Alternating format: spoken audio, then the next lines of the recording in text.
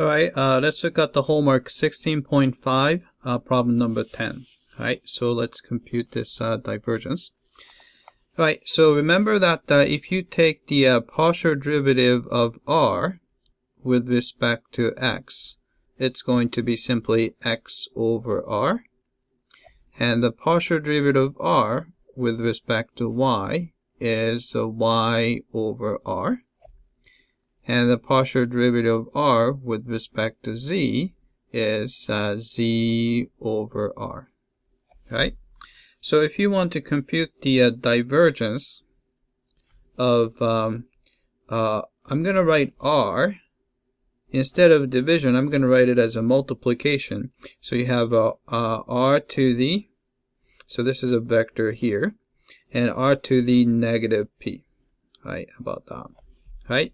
Which is the same thing as, I'm going to write components. So here, x components, you have a r to the negative p x, comma, r to the negative p y, comma, r to the negative p z.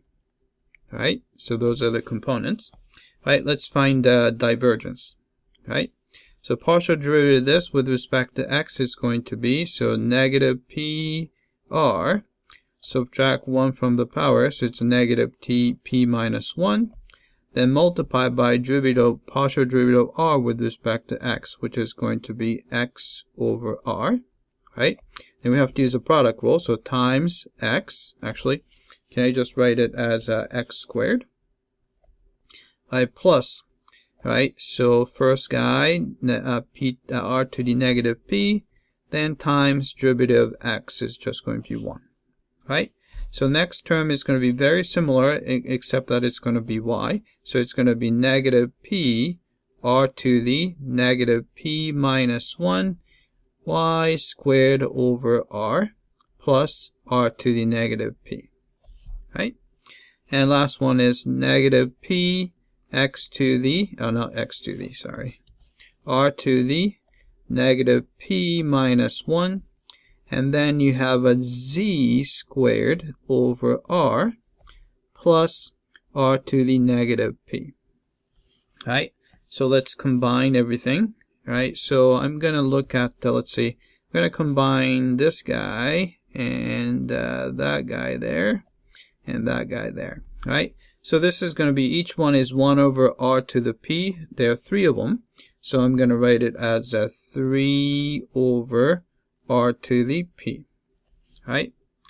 Then if you combine these, everyone seems to have a negative p, r to the negative p minus 1.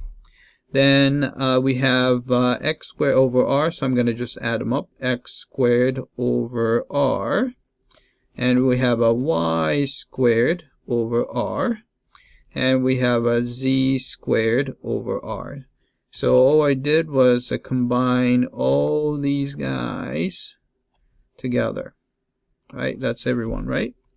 And then we know that this is going to be equal to r squared.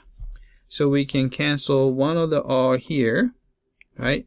Then incorporate r, we're going to get this. Right? This is going to be 3 over r to the p.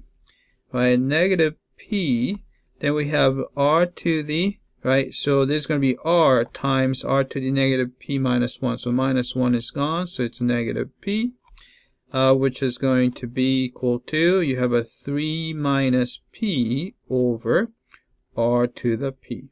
Right, so let's type it in. Right, so we got the 3 minus p over, actually, that's not how I would do it.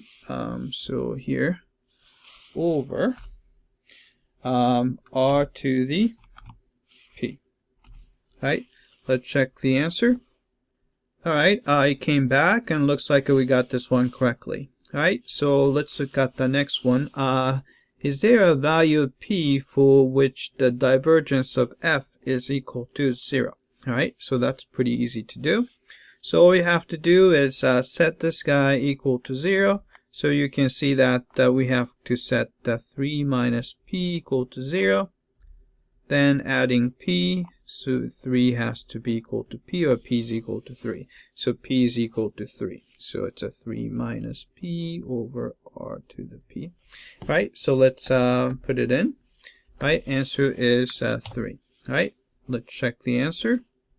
Alright, it came back and looks like we got this one correctly. Alright, that's it. I hope that this was clear.